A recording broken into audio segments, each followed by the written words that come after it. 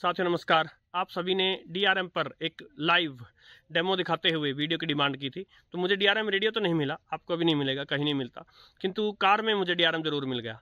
और मैंने आपके कुछ क्वेश्चंस के आंसर करने का प्रयास किया है। डीआरएम पर कितने बैंड होते हैं, कितनी दूरी तक जा सकते हैं, वगैरह वगैरह। तो चलिए साथियों शुरू करते हैं।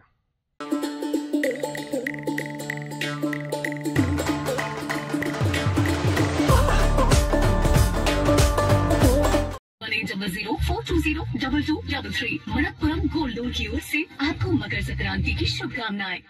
आप कुछ नया खरीदना चाहते हो इस मकर संक्रांति, या तुम अपनी फैमिली के साथ ट्रिप पर जाकर ब्रेक एंजॉय करना चाहते हो? क्या विशेष अधूरी रह गई पैसों की वजह? साथियों नमस्कार। ये लाइव डेमो है डीआरएम रेडियो के बारे में, और भारत का पहला फुल डिटेल्ड वीडियो मैंने डीआरएम पर बनाया था। क्या होता है, लिंक डिस्क्रिप्शन में है, मैं आपको दे दूंगा। तब से अनेक साथियों की ये रिक्वेस्ट थी कि आप डीआरएम रेडियो को का लाइव डीआरएम रेडियो जब आपके हाथ में हो तब भी वीडियो बनाएं। तो ये कार है मारुति सुजुकी मारुति की जो है फ्रॉन्क्स मॉडल है ये, और इसमें 810 किलोहर्ट्ज आप देख रहे हैं। डीआरएम 810 किलोहर्ट्ज पर ये इंद्रप्रस्थ स्टेशन है दिल्ली का। और इन्होंने अपने करियर की शुरुआत हिंदी सिनेमा में बतौर चाइल्ड आर्टिस्ट फिल्म धर्मवीर से की थी। अब यही हम एएम फिल्म फेयर के डेब्यू पुरस्कार से भी सम्मानित किया गया, और इस फिल्म ने बॉक्स ऑफिस पर काफी अच्छी कमाई की। तो ये साउंड डेमो जो आप देख रहे हैं ये एएम मोड में है, नॉर्मल मोड में 819 किलोहर्ट्ज पर है इंद्रप्रस्थ। और अब जब इससे हम डीआरएम मोड में चलेंगे तो कुछ समय लेता है ये सिग्नल पकड़ने के लिए। पहली बात तो अभी जैसे इसको किसी ने रोका नहीं है चलाने से। अब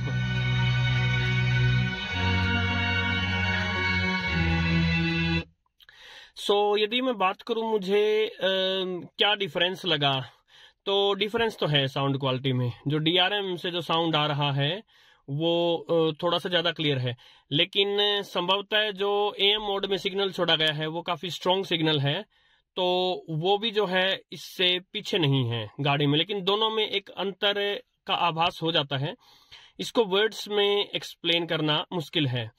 अब दूसरे जो डीआरएम स्टेशंस हैं जैसे जालंधर वगैरह, जो आसपास जो भी डीआरएम है, डिजिटल सिग्नल की एक बात यह है कि डिजिटल सिग्नल यदि दूर से आ रहा है तो एनालॉग जितना ट्रैवल नहीं कर पाता, पहली बात।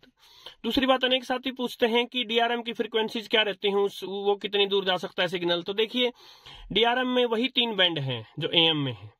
जैसे अभी आप देख रहे हैं ये एएम जो बैंड की फ्रीक्वेंसीज होती हैं वो इंद्रप्रस्थ की है 819 किलोहर्ट्ज। तो डीआरएम के लिए कहीं भी आपका स्टेशन, जो आपके शहर का स्टेशन जो भी जिसमें साथ में डीआरएम पर प्रसारण आ रहा है, वो उससे 9 किलोहर्ट्ज पीछे होगी। यानी ये 810 हो गया, 819 में से 9 घटा दिया आपने। तो डीआरएम पर तीनों बैंड हैं, medium wave, FM, short wave. और जितने सिग्नल आपके ट्रेडिशनल एफएम बैंड के जितनी दूर जाते हैं डीआरएम के भी उतने ही दूर जाएंगे, और जितना ट्रेडिशनल आपके एएम बैंड के यानी मीडियम वेव बैंड के जाते हैं उतना डीआरएम के जाएंगे, और जितना शॉर्ट वेव के सिग्नल दूर जाते हैं उतना डीआरएम के जाएंगे। लेकिन डिजिटल सिग्नल और एनालॉग सिग्नल में एक अंतर यह है कि एनालॉग सिग्नल जब तक मर नहीं लेगा तब तक चलता ही रहेगा, और डिजिटल सिग्नल जब तक स्ट्रांग है तब तक ही इसको जो आपका रिसीवर है ये पकड़ेगा। उसके बाद एक लेवल के बाद वीक होते ही सिग्नल पकड़ना ही बंद कर देगा। अभी हम एक बार स्कैन करते हैं इस फुल बैंड को। तो ये स्कैन कर रहा है सभी फ्रीक्वेंसीज को। इसको कोई भी दूसरा स्टेशन नहीं मिलेगा, केवल 819 किलोहर्ट्ज जो दिल्ली है केवल वही इसको मिलेगा। अभी सारी फ्रीक्वेंसी देखिए, ये सारा वही बैंड है, 520 से स्टार्ट होकर और 1620 तक, 529 से 1620 तक। यहां सिग्नल है, यहां इसको रोकना चाहिए।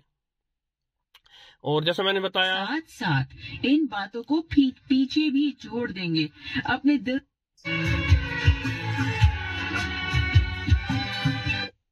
अब अगर यदि मैं ट्रेडिशनल बैंड में चलूं, यदि मैं ट्रेडिशनल एएम बैंड में चलूं, हालांकि सिग्नल स्ट्रेंथ अच्छे होने के कारण मुझे बेस वगैरह जो है वो यहाँ अच्छी लग रही है, लेकिन जो डिजिटल मोड में जो डीआरएम वाला सिग्नल है वो भी एक अपनी अलग तरह का मजा दे रहा है। वर्ड्स में एक्सप्लेन करना मुश्किल है कि क्या कैसे हो रहा है। लेकिन यदि मैं इस AM बैंड को अब मैं स्कैन करूं, ये स्टेशन पकड़ा है,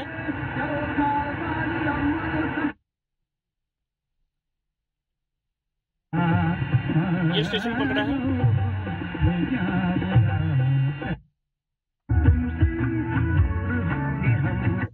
और ये स्टेशन पकड़ा है। सो ये ठीक समय जो है, ये ठीक दोपहर का समय है।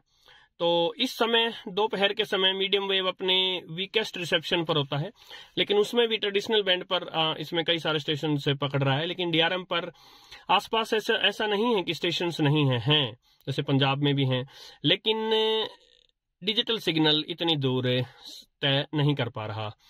तो ये है आपका DRM या उससे संबंधित जो आपकी कुछ जो भी डाउट्स रही हैं वो।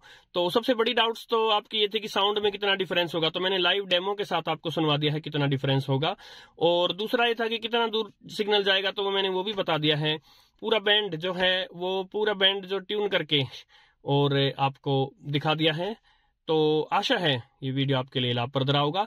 और अनेक जगहों से जहां से जानकारी आती हैं वहां से यही सुनने में आता है कि जो महंगी कारें हैं, 10 लाख या इससे ज्यादा महंगी कारें हैं, उनमें DRM है। कुछ एक कंपनीज है, मारुति की कारें हैं, और जहां तक सुना है महिंद्रा की कारों में है। तो मारुति की फ्रोंक्स मॉडल है, बहुत ज्यादा महंगा मॉडल नहीं है ये, मारुति बलेनो से ऊपर का मॉडल है, और इसमें DRM है आपका। और जो साथी जानना चाहते हैं DRM रेडियो कहाँ मिलता है, तो देखिए DRM रेडियो आपको कहीं नहीं मिलता, कितनी ही कोशिश कर लीजिए।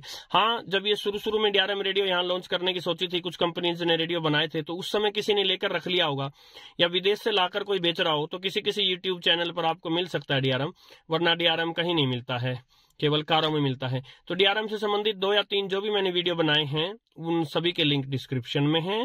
नमस्कार साथियों।